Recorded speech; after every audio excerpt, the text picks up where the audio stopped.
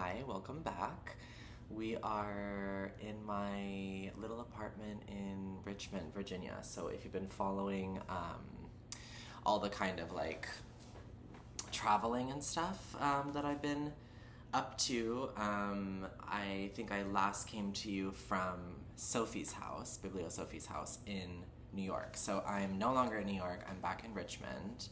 I say back in Richmond because it's kind of where we're based now, but we're having conversations like every, I don't know, 3 seconds about if this is the right place for us to be based full time. So we're kind of like constantly in a conversation between Richmond and New York, and obviously they offer like super different things, and they're like just very, very different.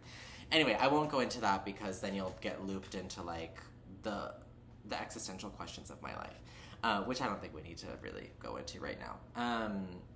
But anyway, right now we are back in Richmond, and obviously there's nothing fun about not liking your apartment, right? And we're not so happy with our place here in Richmond. We're trying to make it cute, but we're having some difficulties. One of the worst parts is that I feel like I haven't had anywhere nice to film, like to set up my computer and film something. So I managed, as you can see, I added some foliage, so I'm looking at you from the forest here. I just signed up for the Richmond Library, which I wasn't sure what the selection would be like, but I was like, I mean, it's free, so I'm just gonna sign up for a card, and without even knowing if the library like has something very has a great selection. So I got the card, I went in, and it ended up proving to be a super fruitful little library hunt, because I ended up with 1, 2, 3, 4, 5, 6, 7 books, and I was interested in 3 more. And then I stopped myself halfway through the alphabetical aisles of the fiction. So, and I didn't even look at nonfiction. I looked at essays. I didn't look at anything like that. I was in a fiction mood. I have been recently. So I think like 7 books being what I held myself back from is very good. And I forgot just like the fun of, leaving a library and being like, I didn't spend any money today, and I am leaving with this stack of books. And Richmond Library is great. People there are super, super nice, and also they were like, your books kind of auto-renew for you if you don't bring them back on time, and there's no late fees. Like, the only time you pay anything is like if you damage the book or it gets lost. So I was like, okay, this is great. I have like even more, like boundless time to read these books. But I got on it. So first I'll show you the books, 2 of which I've already finished. I spent my day yesterday going to the gym in the morning. I ran 5 miles on the treadmill, which I was really happy about because I'm not a gym goer. For the people that are new here, or just like if you didn't know, I work primarily as a dancer and choreographer. So choreographer is something I'm more trying to do now, but I've been dancing in a dance company for like the last 7 years, and before that I was in a different company, and before that I was training. So I like have always had like my workout or like my physical exertion like planned for me. It was just like built into what I did, So now that I'm teaching more and it's less frequent and it's just a different kind of, different way that you use your body. So I need to build it into my routine now. So I went to the YMCA in the morning and I ran. I was really proud of myself because I love the feeling of running, but it's very hard for my knees to do that on the pavement. So on a treadmill, it's much easier for me, I guess, because of like the shock absorption. So I ran for about like 50 minutes, and then I went to the library, and then I got all these books, and then spent the rest of the day basically reading 2 of them. So, oh, I missed one actually. So it's 8 books. So I'll just show you. Ben, stop talking about random stuff and get to it. This is why the people want to see this video. I hope that the light is not bothering you. It's very nice for me, but it's like coming through a tree right there, and it possibly could look like a disco ball on the screen. I always stack them like by size, so maybe I'll go by size. So on the top, I Am the Brother of XX by Fleur Jaeggi. These are stories by Fleur Jaeggi. She is a Swiss author. This is from New Directions. I know nothing about this. Small, short stories, like some of them one page. They're described as like disturbing and haunting, so I'm excited to read that. Then I got Love by Maayan Eitan. She's a young Israeli author. She lives in Tel Aviv. I used to live in Tel Aviv for many years. And yeah, this is a book that came out, I think, a few years ago. And it's a little, like, long prose poem novel about a young sex worker. I already read this yesterday. Oh, it looks kind of like I have lipstick on. It's blurbed by Nell Zink and Melissa Phoebos on the back. I'll save my thoughts on this for like a wrap-up video, but yeah, it's like 101 pages or something. So barely 100 pages, but very sharp and packs quite a punch. But I'll save more thoughts for that later. So I got that one. I've been eyeing that for a while because when I was living in Tel Aviv, I would see it everywhere. I wanted to like read a local young female Israeli author, and I didn't get to it while I was there, so I was happy for it to pop up here. And then I read also yesterday, So Late in the Day, Stories of Women and Men by Claire Keegan. This is my first Claire Keegan. I know that Foster and small things like these, but few people have told me Foster is just amazing. And actually, after I finished Love, I chatted a little bit with Maayan on Instagram, and she said she was super, like, really touched that and excited that I put these two books in a picture together, because she was like, I love Claire Foster, she's like, I love Claire Keegan, so it really means a lot for me to like see our books next to each other. And she's also told me like, you have to read Foster. So these are a little collection of stories, like it says, of women and men and the relationship. All of them deal with the relationship between a woman and a man in different ways. It's 3 stories. And I'll also save my thoughts on these for another video, but that was the third one. And then I saw this. It's called Sins of Omission by Faust, I think. F-O-U-S-T. I think that's her pen name. I think you say it like Faust. She's a writer and printmaker who lives here in Richmond, Virginia. So I thought that would be really nice to read like a local author to Richmond, being at the Richmond Library. And like she has this amazing blue hair. And these are also short stories, and I know nothing really about them either. I did read the first story about a glass eye, which was kind of like, yeah, strange and poetic, and I think that I'll like it. From the vibe of the first story, I think that I'll enjoy the rest of this. This is 4 Minutes by Natalia Deleva. She's Bulgarian, so this is translated from the Bulgarian by Isadora. It's either Angel, which is a nice last name, or you say it like Angel, but maybe it's Angel. This is published by Open Letter Books, which I'd never heard of this publisher. And I've never read something from a Bulgarian author before, so I was really intrigued by the title, the colors, the little like scientific illustration on the front. And it's about a queer woman who grows up as an orphan and then when she becomes an adult, she starts to think about adopting a child, and the stigma against gay women and just queer people in general trying to adopt children. And also, the 4 minutes, I guess, refers to the social experiment, like the hypotheses that it only takes 4 minutes of looking someone in the eye and listening to them in order to accept and empathize with them. So there are 9 standalone character studies inside this book, which are meant to be read in approximately 4 minutes. So I thought that was super interesting. Oh, I got this little free laminated bookmark from the library as well. So I started this morning and I'm really enjoying it. I'm on page 29.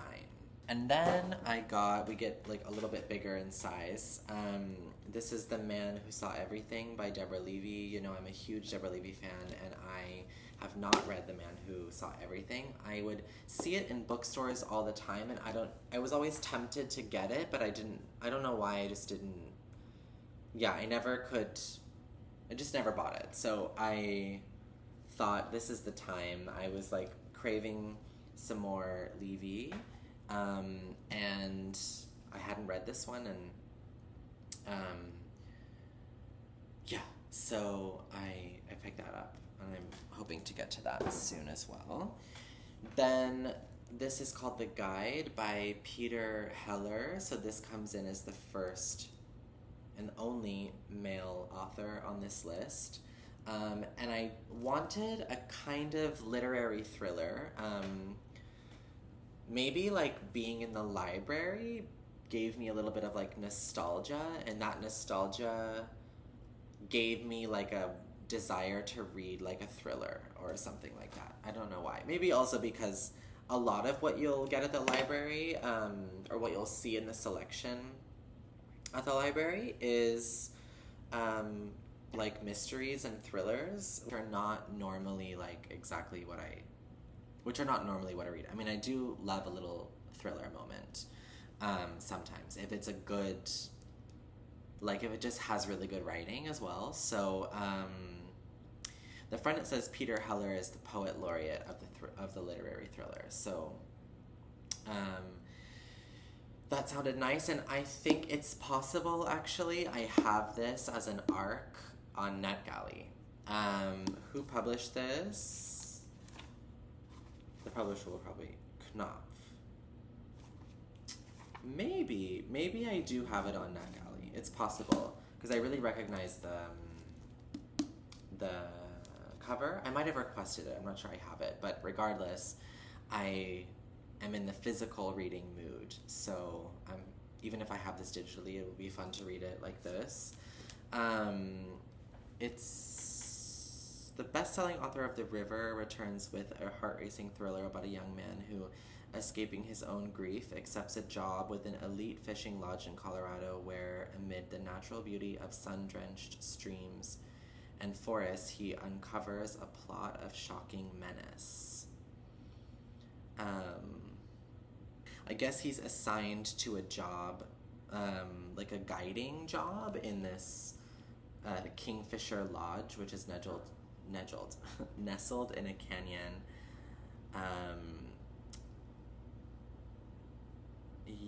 And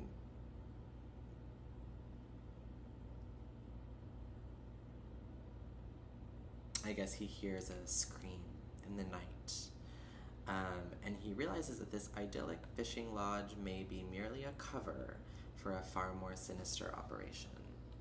So, this is a little fishing lodge thriller, which sounds actually really fun to me. So I think I might pick that up next when I finish the 4 minutes book.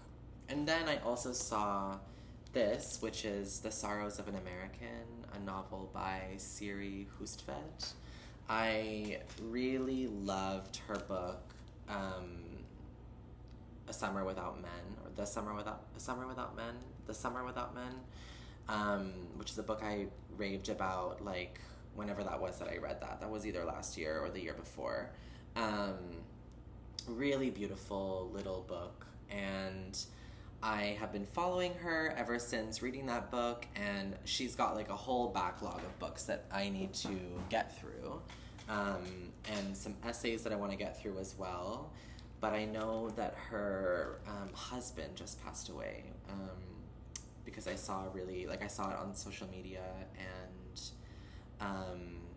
like, yeah, it just felt like really, I don't know it. Like, I don't know her personally at all, but I think I've like read some things that she's written about her relationship with her husband, who is also a writer, and I think it just like I felt a bit heartbroken when I saw that he had passed. And I follow her on Instagram, and she's pretty, like, she writes a lot there and posts a lot of things. She's quite active. And I think I might have also like seen a post of hers a while ago, that he was suffering from illness. And anyway, so when I saw that he passed away, she was kind of on my mind, and I thought that, and then I saw this and I was like, maybe I should read another novel of hers. So this is called The Sorrows of an American. I really like this cover, actually. I love a good, lonely, mysterious little building in a landscape, in a desolate landscape. That's a kind of, like, if I'm gonna have a photograph on a book, that's the kind that I would like. And what is this about? A soaring feat of storytelling about the immigrant experience and the ghosts that haunt families from one generation to another. When Eric Davidson and his sister Inga find a disturbing note from an unknown woman among their late father's papers, they believe he may be implicated in a mysterious death. The Sorrows of an American tells the story of the Davidson family as brother and sister uncover its secrets and unbandage its wounds in the year following their father's funeral. Okay, well, grieving of a dad is on my mind. And yeah, I read a lot of grief books. And yeah, I like also, or I'm looking for specifically loss of fathers in books. So I think that I read that when I picked this up in the library, and that was what drew me to it. And that it also seemed kind of like mystery-esque. And yeah, I just think this will be interesting. And she's a beautiful writer, so I have a feeling this is also going to be quite a beautiful exploration of grief, and just will be very well written. My sister called it the Year of Secrets. But when I look back on it now, I've come to understand that it was a time not of what was there, but of what wasn't. It's a great first sentence. We know I love a good first sentence. So, that's my little chair of books that I'm going to get through. 2 down. Third one I'm probably going to finish. I could probably finish by this evening. And then on to the others. I was recently watching Cass's video about her summer reading that she wants to do. I'll link it downstairs. Actually, I was watching that while I was on the treadmill. Like, I was listening to kind of ambient music while I was like starting to walk, and then as I started like running, I put on like, you know, like a high, like I love dance hall music when I'm running in general, just to hype myself. And then like as I decided that I was gonna run for like quite a long time, the like high energy music like stopped working. So I was like, you know what, I'm gonna put on a YouTube video and just like run while I listen to someone talk about books, because that seems like a good way to get my mind on something that I like and off running.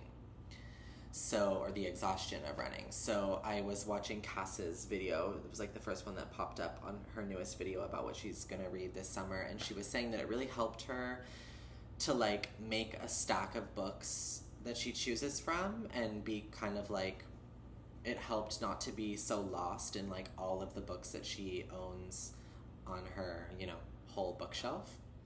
So, yeah, so I thought like this would be a nice way to keep reading and get in like the rhythm of reading. And all of these books like matched my mood in some way because they were the ones that I took off the shelf at this particular time. So it will give me like a little capsule, kind of like a capsule wardrobe, but like a capsule book collection to choose from. And I love a little bit of like finishing a task. I'm really good at starting tasks and not good at finishing them. So I think like knowing that they don't belong to me, that they belong to the library, that I want other people to read them, it will like give me like, I don't know, an impetus to read these books and give them back in a timely manner. So that's it. It's Memorial Day today. So let me know if you did anything nice for Memorial Day.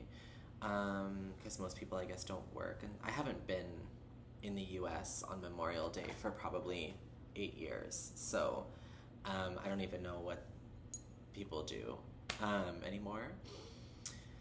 We went grocery shopping and did a hard deep dive into our finances. Just like tallying up everything, calculating like how much we spend on this and that, and like just trying to budget our lives a little bit more, because if we are thinking about moving back to New York in like the fall, you know, our rent will like double from what we're paying now because it's so expensive to live in New York, as we all know.